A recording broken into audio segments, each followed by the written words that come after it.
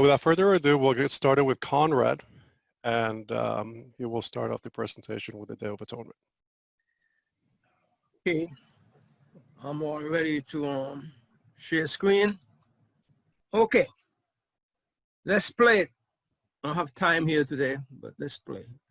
Okay, the topic, the history of the Day of Atonement, tied to the Ark of the Covenant, and to fast or mortify, afflict, deny one's soul or being clarified. Tamara make me go back to Hebrew grammar last night. She jolted my mind. In Hebrew, most of the times the verbs come before the noun. For example, you will say, fast the men. That would not make too much sense in Anglo-Saxon English. So Anglo-Saxon English would put the noun before the verb and will say the men and use the verb to be, which is not in Hebrew, is or are fasting. So Hebrew, there are actions. So a fast is an action, and which is the word tisum, which Strong's Hebrew 6685 says it is, and Jensenius also confirms it as well, and the Septuagint. I checked out the Septuagint as well last night, because that is what Yeshua used and the apostles. All right? Because I may not get to this, but I want to clarify this. And the word honor, 6031, which means mortify, afflict. There are two different actions.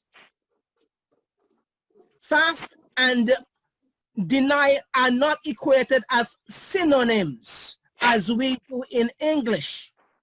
So if I don't get to this, you will have to come back for another time in which I could deal more into it and let Yeshua HaMashiach in the Brit Hadashah or the New Covenant give you his explanation about this word fasting, which is in the Greek a different word, but it is action. Remember, Hebrew words are action words. So there are two different actions.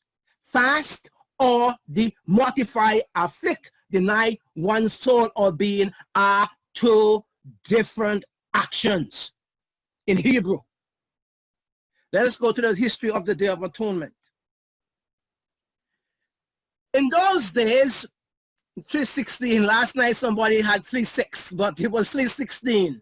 All right. In those days, when your numbers have increased greatly in the land, declares Yehuwah, men will no longer say the Ark of the Covenant. It will never be missed. It will never enter their minds or be remembered, will not be missed, nor will another one be made. So even though it disappeared, and even though Ezra and Nehemiah came back from Babylon, they could not make another one, because the prophet is saying that, right? All right. So the question is, what is the value of this Ark of the Covenant scene? This is pure gold. The cherubims that spread their wings over the covering of the ark, and this is that the mouth or the voice of the Creator. When Moses entered into the tent of meeting, he would hear the voice of the Creator, Yahweh, over the dwelling place, over the covering of this ark. Okay? And so, what is the value of this ark? Some say it's worth about, in US dollars today, $37 million.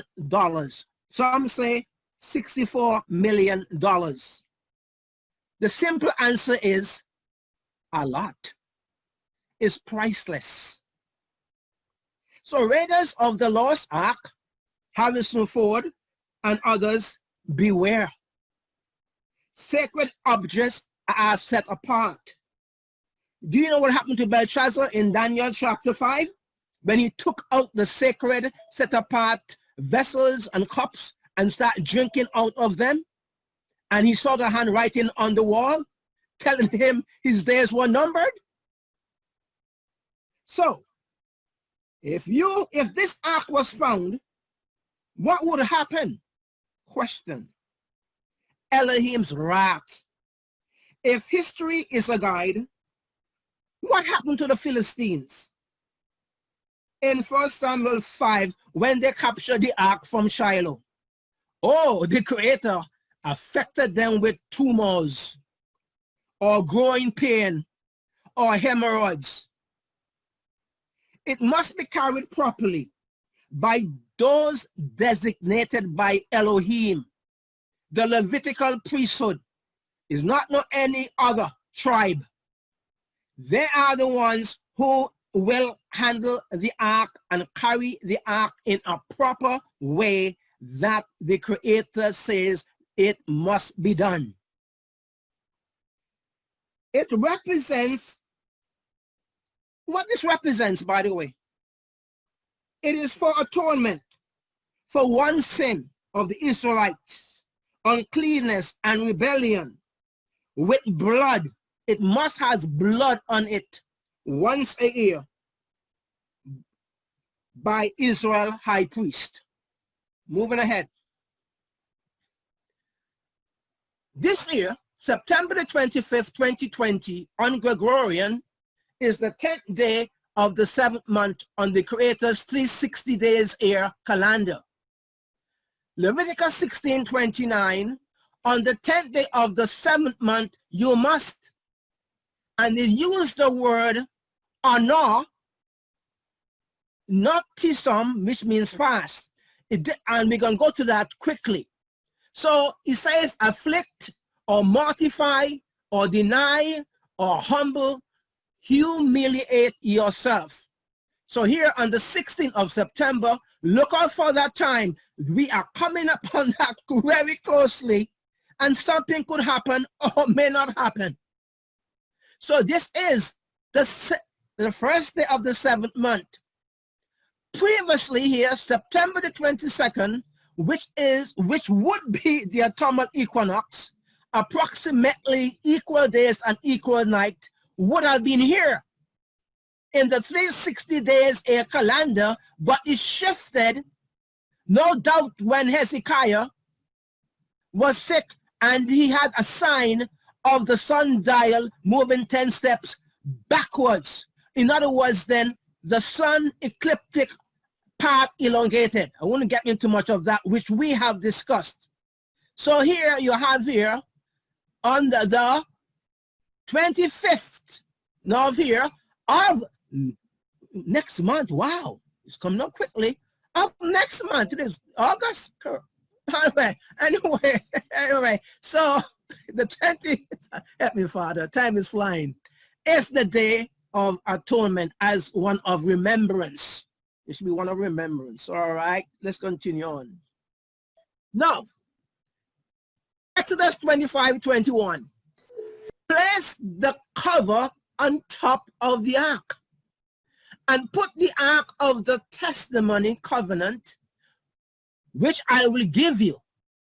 There above the cover, Septuagint call it the mercy seat, between the two cherubim that are over the ark of the testimony. I will meet with you and give you all my commands for the Israelites. So, in other words, then, in Leviticus 1:1, the tent of meeting, which in Hebrew is called the Mishkan, was set up, and Elohim will now speak to Moses from the tent of meeting, and this is where he will speak. This only a representation of the Creator, because he has no form, no shape, and is light. You see here, coming down from the Father of the heavenly light, and he can speak to Moses here above the here as well. So I want to go into something here quickly. Blood on this priceless, as look at my cursor, set apart treasure, which is the most treasured treasure or furnishing or furniture of the tent of meeting. This is really priority here. I mean, they have the menorah, the incense, but this is the main, what you call treasure to the Creator. So once here, what do you think this represents? This here represents the type. Yeshua HaMashiach, the high priest. This here, amazing, with blood on it. The high priest could not enter the most set apart place without blood for himself and his own household. So with a bull offering, and then a goat for sin offering for the Israelites. Blood must be on the atonement cover. And the old hymn that I know very well says, what can wash away my sin? Nothing but the blood of Yeshua. And Hebrews 9:19 says, without the shedding of blood, there is no forgiveness. Right. Now we're going to read something here very quickly about this blood, because this is the most important thing in this power slide as far as I'm concerned. There's a lady named Jean Gonion who 335 years ago wrote a book, Experienced the Depths of Yeshua HaMashiach. And Kant Zessenhoff and Watchman Nee, two famous Christians, also follow her line as well.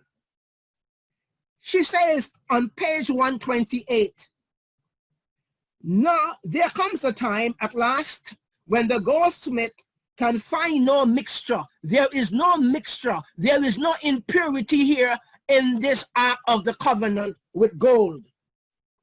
Now the gold is fit for the most exquisite workmanship.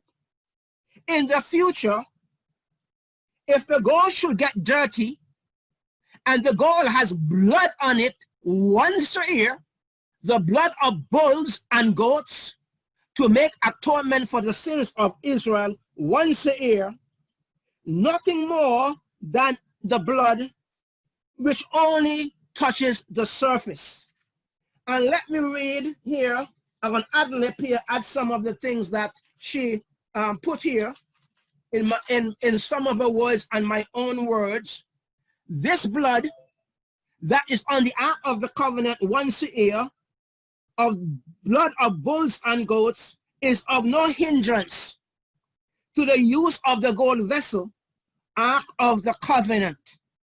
This blood which attaches itself to the surface, the blood of bulls and goats once a year attaches itself to the surface when Aaron sprinkled and put blood on this. Is far from having corruption deep within. It could not go deep within on the surface. So the hidden nature of gold here. So this particle which attaches itself to the surface is a far cry from having corruption deep within the hidden nature of gold. We all have poison blood from Adam. Yeshua's blood came from heaven. Divine, uncorrupted blood for our atonement. Atonement, though he was stained by this blood on the stake, never corrupted his divine nature, and it could not be. So Yeshua, when he was whipped, beaten on, and he was on the stake pouring out his blood, it did not and could not corrupt the nature Okay? It could not. Just like the blood of bulls and goats could not corrupt the gold and the deepness of what was inside of it. Just a comparison here. So I'm gonna move a little quicker here. How much time I have, Jose? Yeah, you're fine. No, you can take longer than that. I'd say about 45 minutes is fine. About 40 minutes. Yeah. Okay, 40 minutes. Okay, because I'm of time. Okay, move ahead here. How did the Day of Atonement came to be? Torah to the tribes, covenant calendar believed it was the result of the sin of the golden calf. Exodus 32, 1 to 35. Look at these bullet points. The book of the covenant in Exodus 23, 14 to 17. The 3 annual festivals are mentioned. Well, question. Was the Day of Atonement overlooked? Another point. The book of the covenant was confirmed, blood ratified. Exodus 24, 7 and 8. Ending with a covenant meal in Exodus 24, 9 to 11. Back to another bullet point. Moses and Aaron, Nadab and Abihu. This is the Levitical priesthood. And only those from the tribe of Aaron can be high priest. There were other Levites, but only from this man, Aaron, who built the golden calf, going to be the high priest once a year to make atonement on another gold, amazing, another gold furniture, or called the chest of the Ark of the Covenant. All right. And these are his 2 sons, whom the father killed when they offered unauthorized fire before him. Even though they saw him, and the 70 elders who saw Elohim in anthropomorphic form, that is, having human characteristics. No one can see Elohim as he truly is. Exodus 33:20. But he said, you cannot see my face. Faces, panem in Hebrew, is always plural. Panim. For no one can see me and live. He is too set apart. We are so impure. That's the problem that exists, okay? One of these days we're going to see him as he is, as he truly is. Who cannot wait for that day. I live for that day. I live for that day. That's how I live, to see those faces of Elohim, and I live. Amen. That's yeah, serious. Now, another bullet, another here. How long did it took to construct the tabernacle or the Mishkan? Conservative estimate about 6 months. It took some time. I Googled this again, and I asked the question, how much does this whole thing worth to construct? Everything. See these boards and everything, they had the special people of the Levites that was only assigned north, east, west, and north, south, east, and west. Moses and Aaron was on the east side towards sunrise, and nobody could approach them, otherwise they would be killed. So this was protected by the Levites, those to the north, those to the south, and those to the west. And they were assigned specially to put up these arks, and assigned when they moved and to put it down. Only the Levitical priesthood could have done this, and not Judah, and not Issachar, and not Ephraim. So how long did it took to construct the tabernacle or the Mishkan? Conservative estimate about 6 months. The Israelites came to Sinai in the middle of the week. I have the map, but I'm going to make it circle. So in the middle of the week of the third month. So in Exodus 19:1, Moses now spent 40 days and 40 nights in the mount. Exodus 24:18, then after the sin of the golden calf, he made another ascent. No doubt that was his last ascent here in Exodus 34:28. And so Moses was there 40 days and 40 nights, plus other activities between. So in all, Moses spent how many? 2 months and 20 days. Moses 80 days on Mount Sinai alone with Elohim. So this, when he came down, no doubt in the 5th or maybe the 6th month, this was constructed. This Mishkan, or the tabernacle, or the dwelling place of the tent of meeting. Very expensive here. I can see this is priceless because the Creator is going to come here and dwell in this area, in what? The most set apart place, not even in the holy place. The most set apart place is his dwelling, and he's going to come from heaven and for the first time, no doubt, in this area, dwell with men on earth. Be set apart, Kodesh, because I am set apart, Kodesh. Leviticus 11:44-45. In the first year, after the Israelites came out of Egypt, excluding the 7th-day Shabbat, when did the Day of Atonement came to be? In the first year? If it did, so would have been the Feast of Tabernacles, an agricultural festival. And we know no crops were gathered from the field in the wilderness.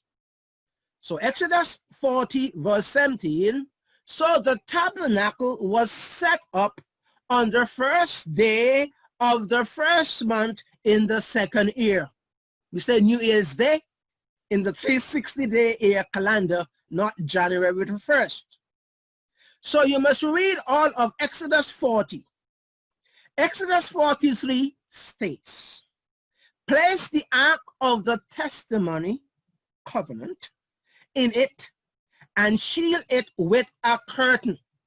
So there was no ritual days of the ceremony of the Day of Atonement in the first year when they came out of Egypt. They were constructing the Ark of the Covenant, and it needed a dwelling place of the tent of meeting as well.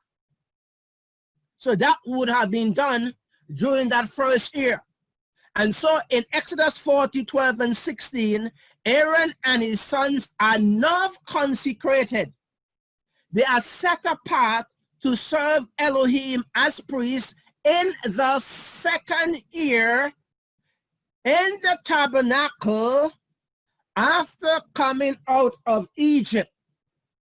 All Israel forfeited their rights to serve Elohim as priests because they broke the covenant, the sin of the golden calf, which Matthew Nolan of Torah to the tribes, that we know came out with this tremendous understanding that was veiled for centuries and by organization or even Messianic Judaism. Praise be to the Creator for that understanding. It means a lot. Is the Day of Atonement tied to the Ark of the Covenant ceremonies? No Ark? No Day of Atonement for the Israelites? By the way, it's a thought-provoking question. I'm giving you a thought-provoking question, as we are told to do. In Leviticus 16, the Day of Atonement came to be in the second year, as I just said, or after the tabernacle was set up So read again all of Exodus 40. Another bullet point, Leviticus 16, 1 and 3. Yahweh spoke to Moses after the death of the two sons of Aaron, Nadab and Abihu. Tell your brother for me, I'm ad-libbing, not to come whenever he chooses, maybe that is what happened to his two sons, into the most holy place behind the curtain. Verse 11, Aaron shall bring the bull for his own sin offering. You see, the one who is responsible to make Israel sin by the sin of the golden calf, to make atonement for himself and his household. Verse 14, he's to take some of the bull's blood with his finger, sprinkle it on the atonement cover, on that most precious, priceless, the Ark of the Covenant of pure gold. Then he shall sprinkle some of it with his finger 7 times. 7 always means perfection and completion in Hebrew gematria, and it is one of the Creator's favorite numbers before the atonement cover.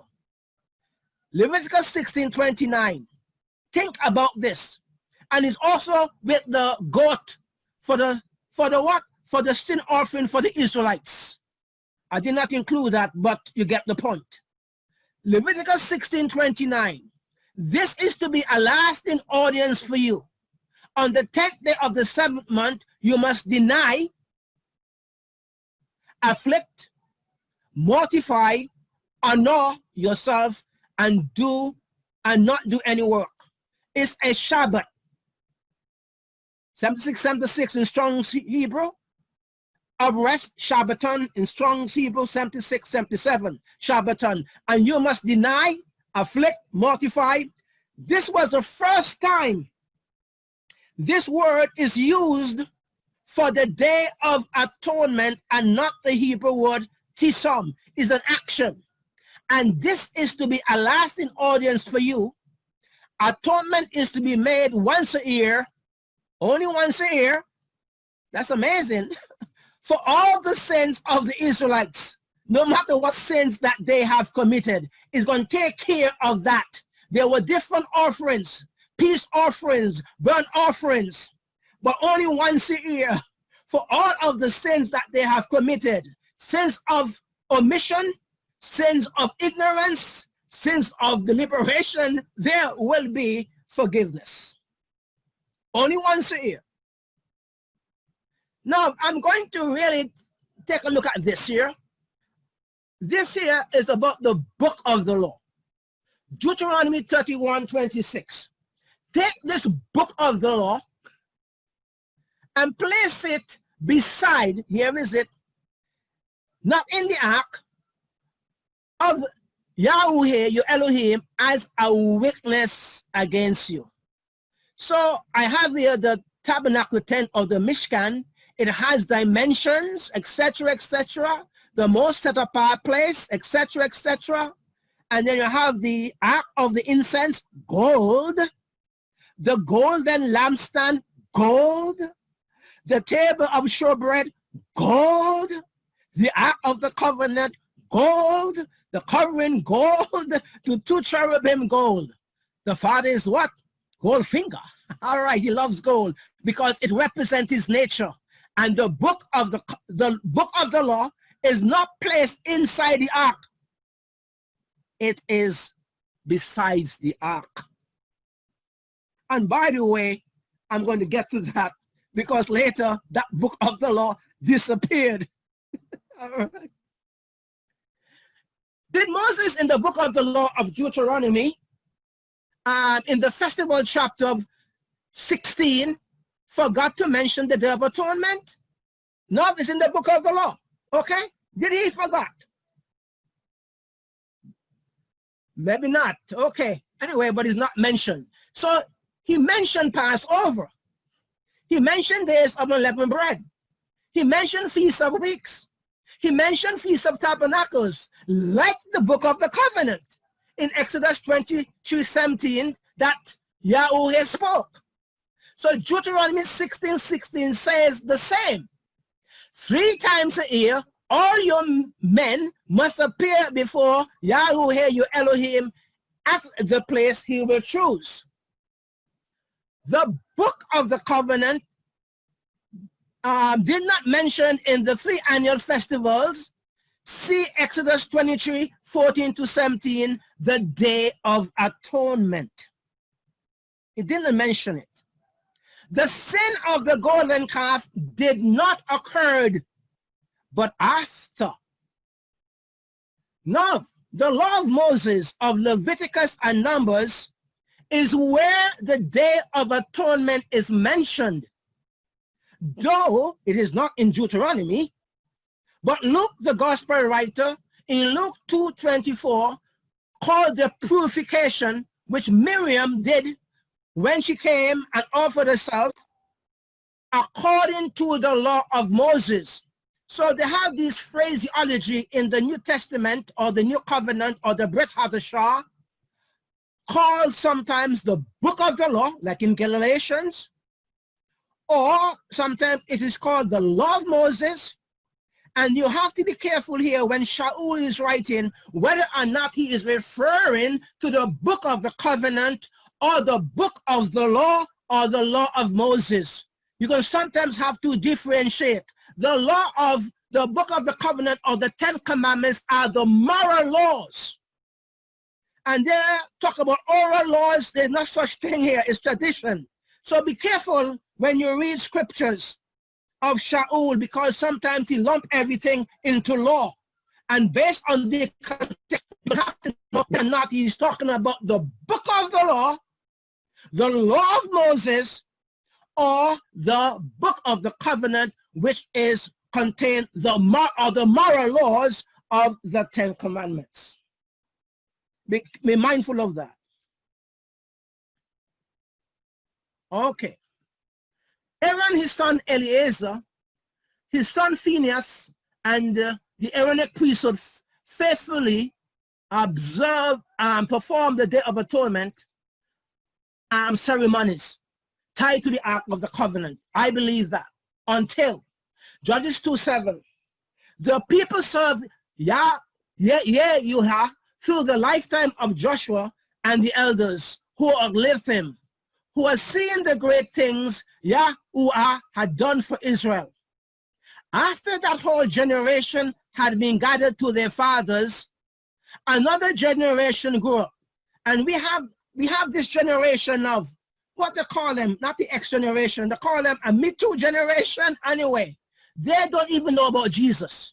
This whole generation that we have now, some, the majority, there are some who are passionate about Yeshua HaMashiach, and we are glad for them. But we always find as generations continue down to the line, it seems as if they get worse. So after that whole generation had been gathered to their fathers, another generation grew up who knew neither Yahuwah nor what he had done for Israel. They forsook him, served Baal, the sun deity, and the Ashtoreths are the stars and moon deities. So no Day of Atonement performed on the first day of the 7th month when they're going after these deities or these gods with their syncretistic mindset. The Ark of the Covenant, not a slide, is linked with the Day of Atonement in Israel history. 1 Samuel 4, 1 to 21. The Philistines captured the ark. Remember what happened to the Philistines when they did that? Groans and hemorrhoids and tumors affected them. Now, when Phinehas' wife, Eli, high priest's son, heard about the Ark of the Covenant that was captured, remember Eli was fearful about the Ark of the Covenant because they used to carry the Ark of the Covenant into battle, believing that Yahuwah is with them. Okay, all right. If they're not consecrated, they're going to find out. Phinehas' wife, while dying, she heard about the Ark of the Covenant being captured. Then her father-in-law Eli, who died. Then her husband. But you know what? She says, and she called her sons Ichabod. meaning the glory has departed from Israel. Then we go to 1 Samuel 6, 1 to 21. The ark returned to Israel. We see in verse 19. 70 men died for looking into the ark. They are occurring the wrath of Elohim. 1 Samuel 7, 1. The ark at Kiriath Jearim. 1 Samuel 7 and 2. It was a long time, 20 years in all, that the ark remained at Kiriath Jearim. And all the people of Israel mourned and sought after whom? Yahuwah. Question: no day of atonement for 20 years? Samuel in verse 3 advised them to get rid of their foreign deities and the Ashtaroths. The Ashtaroths in Hebrew are the moon and stars deities. Get rid. Jeremiah 32, 12, 13. Return, faithless Israel, declares Yahuwah, for I am merciful. Only acknowledge your guilt. You have rebelled against Yahuwah. So, 2 Samuel 6, 1 to 23, the ark brought to Jerusalem. Okay, moving ahead. The ark brought to the temple of Solomon, verse 9. There was nothing in the ark except the 2 stone tablets that Moses had placed in it at Horeb or Sinai. Where was Aaron's rod that budded? Where was the gold jar of manna? Where was the book of the law that was beside the ark that Moses placed? Hebrews 9:3.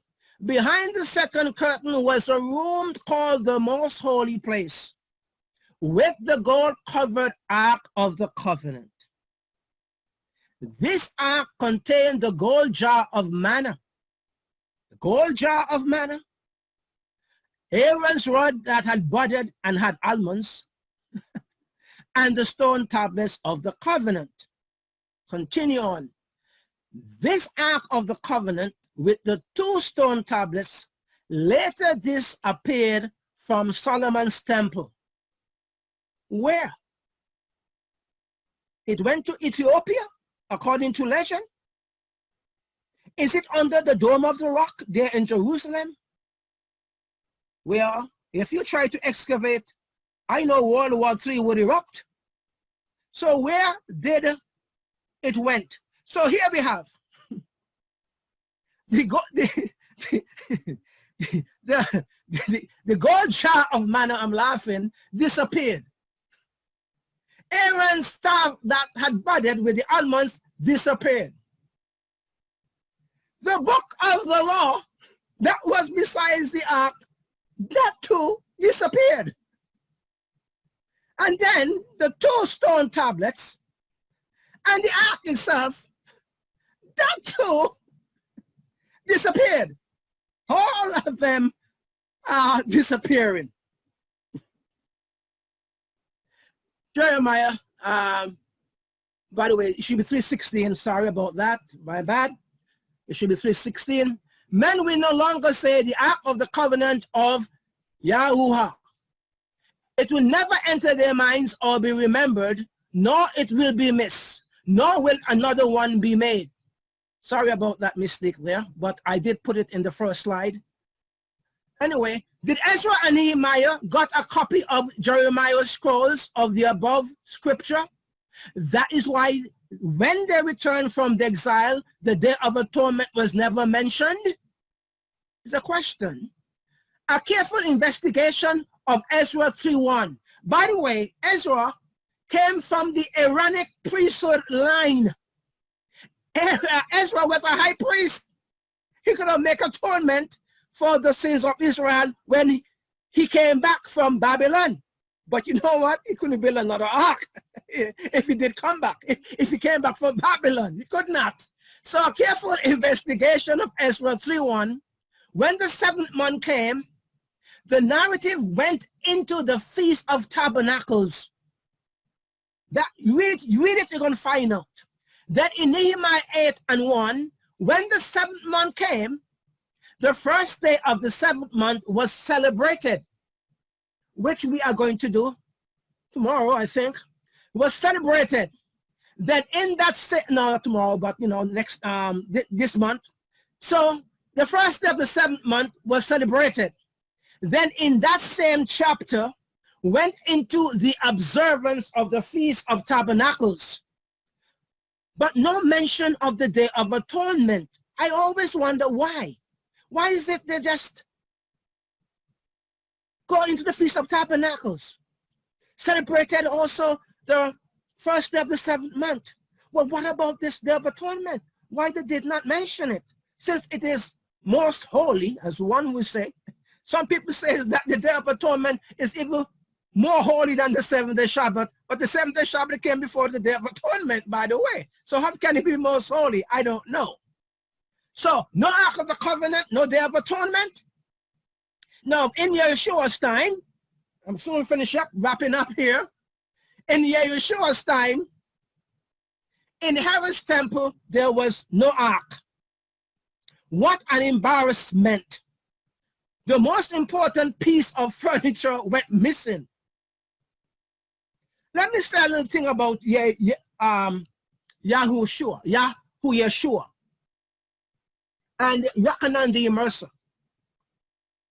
In 1 Corinthians 24, that Zechariah came from the line of Abijah. They are from the Aaronic priesthood.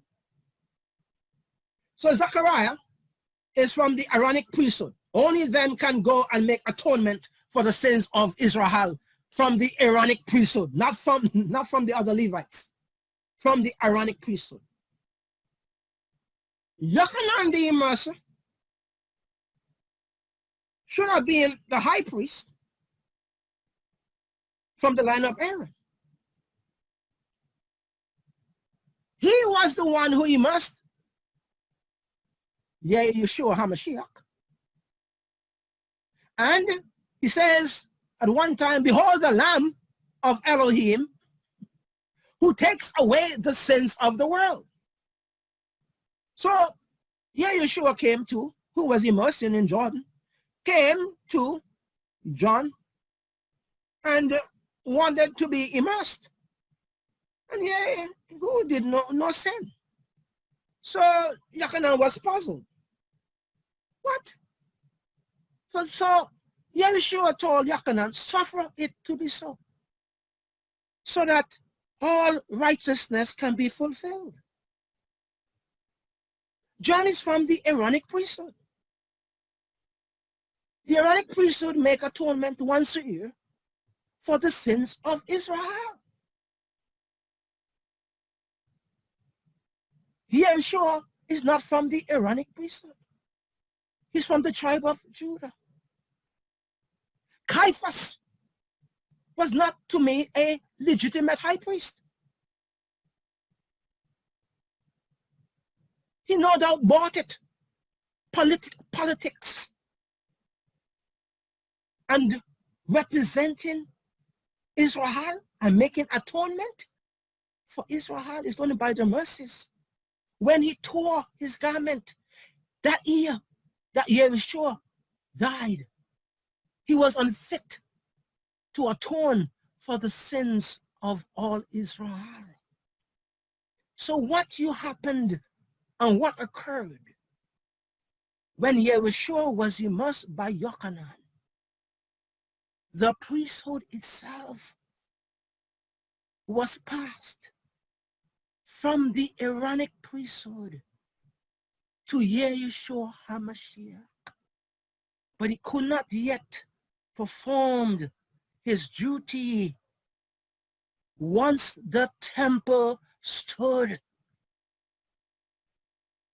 So when he died on the tree, he became the atonement sacrifice. So that year, on the first day of the 7th month. It was not Caiaphas. It was not no one of the Aaronic priesthood, only once a year. But now we have a high priest. Hebrews chapter 5 and 6 and 7 and 8, who can now atone for our sins, our transgressions, our rebellion, our wickedness, our ignorance, 24/7. But we should not make his favor or his grace as a license to continue sinning. So atonement has been made without the ark. John 19:30, Yeshua said, "It is finished." And when he said it, he bowed his head and he gave up his spirit.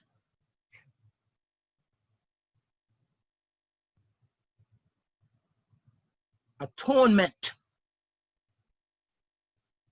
As the one who would turn aside Elohim's wrath, taking away sin. Before the Feast of Tabernacles, coming up soon, when Yeshua HaMashiach, remember, the first day of the 7th month,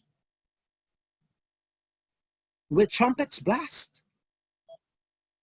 Then remember the days of awe, which is 10 days, the day, 10th day, the day of atonement. And before the Feast of Tabernacles, on the 15th, before Feast of Tabernacles, the Father has to remove his wrath, taking away sin, even before Yeshua with his bride reigned on the earth. Romans 3:25. Elohim presented him no more bulls and goats and sheep as a sacrifice or an offering of atonement through faith in his blood. Our Yahushua HaMashiach in the order of Melchizedek, Hebrews 6:20. The glory of Israel has returned forever and ever.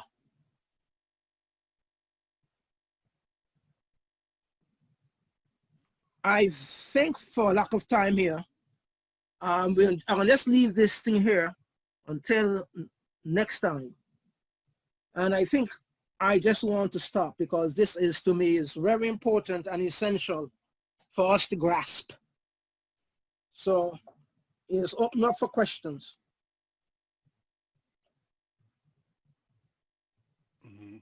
Thank you for that, brother. I love the spirit that teaches it. You know, it's I can say that was Abba Father speaking through you for his son. I appreciate it. Does anyone have any questions or comments about this teaching? Or if you want me to go through to fast and not to fast quickly, then that's okay. But it's open up for questions. Yeah, one thing I was gonna say is, you know, for those who haven't watched the tour portion for this week on Ray, I don't know if I'm saying it right, but it's C in English, and like C is in vision, and then also on the Daniel deception, because all the Messianic, all the Hebrew roots, they're looking for a third temple to be built because they think that Ezekiel, the end of Ezekiel is in the millennial and everything like that. But we are the temple of Elohim, and atonement has been made, as Brother Conrad is gladly, you know, and well stated. And the blood of bulls and goats can only do so much, but the blood of the Lamb the pure spotless lamb that came from the Shamayim to give his life as a ransom for many. And his blood is all that is needed. So, when they go to, sacrifice animals again and stuff like that, I agree with Brother Matthew that very well could be the abomination that makes desolate, because what they're doing is they are treading upon Yahushua's blood by saying that your blood was not good enough. We have to go back to sacrificing animals again. And his blood is on the heavenly altar. And he said, on earth as it is in heaven, right? So there's a heavenly altar, and there was also an earthly altar. And the earthly altar is what, blood was spilt upon, but his blood he placed upon the heavenly altar. And that's what Brother Matthew talks about in the mystery of Melchizedek, where he talked about Mary Magdalene came to him after he had risen, and he said, "Don't touch me, for I have not ascended," because he had to remain undefiled and clean and go and put his blood on the heavenly altar, and then come back and appear to his disciples. And then he could say, hey, believe, Thomas, no longer doubt. Here, touch my hand, put your finger in my hand, put your hand in my side, and see and believe, no longer doubt, So it is finished. And just like Brother Matthew touched on last week in the Revelation 16 series, it won't be finished until that last bowl is poured out, and the angel says, "It is done.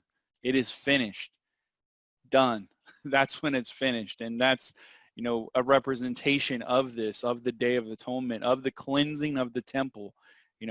First he cleanses the earth with water. Now he's going to cleanse it with fire. He's going to baptize it with fire. Just like, John, he said that I baptize with water, but there is one coming who baptizes with fire and with the Ruach HaKodesh, with the set-apart spirit. And that's what it's about. It's about the immersion in water and fire. So anyway, Brother Conrad, I appreciate all your wisdom from Elohim. We know that Daniel chapter 2 says that it all comes from him. So we just appreciate your diligence, brother, to really dig in that. I know that you live by that Proverbs 25 verse 2 mentality, and we just appreciate everything that you bring to the fellowship. Yes, all praises to the Creator. And next time, I think I wanted to get into that, but I want Yeshua HaMashiach give his interpretation about fast in the gospel. So for another time, I know that many are curious, but the time will not allow me to do so. And then I would able to express it much better and clarify it. It needs a clarification from the Hebrew and I'm using also the Septuagint too, just in case of maybe Strong's or Jensenius biases as well. So I'm using the Septuagint to clarify this word, fast or afflict. Excellent. Thank you, brother. Sister Brenda? Yeah, before go ahead, go Brenda. Just wanted to read something that it's really, goes really well with the teaching we just heard. And this comes from Hebrews 9:24, and it says, "For the Moshiach is not entered into the set-apart place, the Kadosh place, made with hands, which is an image of the true one, but one into the Shamayim itself, now to appear in the presence of Yahuwah for us. For he does not need to offer himself often, as the Kohen Hagadol, who enters in the set-apart place every year with blood that is not his own. For then he would have to suffer often from the foundation of the Olam, the earth. But now once at the end of the Olam he appeared to abolish sin by the sacrifice of himself." So his atonement is made in heaven. I mean, this is what better priest do we have than dealing directly with Yahuwah himself, and not by man, by carnal man who, So we're not just limited to that. We have access to the heavenlies What a blessing it is because of Yahushua's sacrifice. Amen. Yeah. Sister Brenda from Virginia. Okay, just for clarification for me. Thank you, Brother Conrad. That was just a wonderful presentation. And I really appreciate what you've, the study, the time that you put in this, and I praise Yah for you for having the revelation. So a question that is in my mind about the scripture that says, that tells us to fast, to observe the Day of Atonement. Is that under the book of the law and never a part of the covenant? Is that right? Yes, the book is in the, let's call it the law of Moses, the law of Moses, which is also the book of the law. So you would say the law of Moses would include includes parts of Exodus and Numbers and Deuteronomy. Mm-hmm. Okay. Yeah. Right. So then the atonement, which was to be observed with the other festivals, was really something added after the incident at the mountain. Is Yes, that right? it would have been. Yeah, that's correct. Okay. And we know that Yahushua is our perfect sacrifice and that he has atoned for us. So, all right. So the point I'm getting to is that the command to fast is not a part of the covenant and is not a requirement. Am I understanding that correctly? That's correct, based on the Septuagint and the Greek and the Hebrew. Okay. Thank you. Thank you. Appreciate that clarification. And there are more scriptures that I wanted to put in, but not at this time. It's a whole total different subject altogether. And Okay. it must and needed to be clarified. And it's up to you to decide, not for me. Right. Now, Matthew has taught on this, and I heard his teaching on this, and it's similar to what you taught, that Messiah is our atonement, and we cannot atone for our own sins. So this is, to me, the witness from Yah, the second witness, because some people had trepidations about should I fast, shouldn't I fast, what should I do? And you've covered some more scriptures, and I really appreciate and thank Yah for that, because he's answering our prayers and that he's giving us more wisdom. And he says, in all you're getting, get an understanding of get an understanding. That was what the wisest man who ever lived, that's what he told us. So thank you for the understanding, and praise Yah for you. Yes, I've heard others say that, but I never heard him myself. Now I have done my studies. I'm glad that he also understands, because I do not want to do anything on this platform that is contrary to Torah to the tribes understanding. Yeah, amen. Awesome. I second that. Thank you. Conrad, Raquel has a question. So she's asking, does the line of Miriam, I'm guessing that's Mary, mother of Yahushua, not count for Messiah? Was he not of the house of Yehuda and Aharon? Repeat that question. I wasn't listening too good. That's all right. Does the line of Mary not count for Messiah? Was he not of the house of Yehuda and Aharon? No, Yahushua is from the line of Judah. He's never from the line of Aharon. Yochanan the Mercer is from the line of Aharon, but Yahushua and Miriam and Joseph, they are from the clan or the lineage of Judah. Gotcha. That was my understanding too. Yeah, Yes, it is. I see why people trying to make that connection, because Elizabeth being from a Zadok Aaronic line, mother and father, and they were cousins. So you see that people too make some connections, but it is through the father, right? You get the lineage. Yep. He went down in the water of Melchi and came up after fulfilling all righteousness Melchizedek. Hallelujah. He is the Lion of Judah, Revelation. Man. He is the Lion of Judah. Telling you. Yeah. Yep. Good All stuff. right. Yeah. Awesome. Yeah, and the scepter is going to be going through Judah as well, right? Yep. Yep. Scepter, and Yahusha has a scepter. All All right. right, so I'd like to say, brother, I just like to appreciate Brother Conrad. It was some good insight, brother. It was a good word this morning. You know, how the priests were the ones handled the ark, and they could only handle it a certain way, you know. Just made me realize how we as priests, the ark's in our hearts are the ark, you know. We got to handle this ark. We got to handle this ark in a certain way, right? Amen. Amen. But, you know, God is so good. You know, you think about it.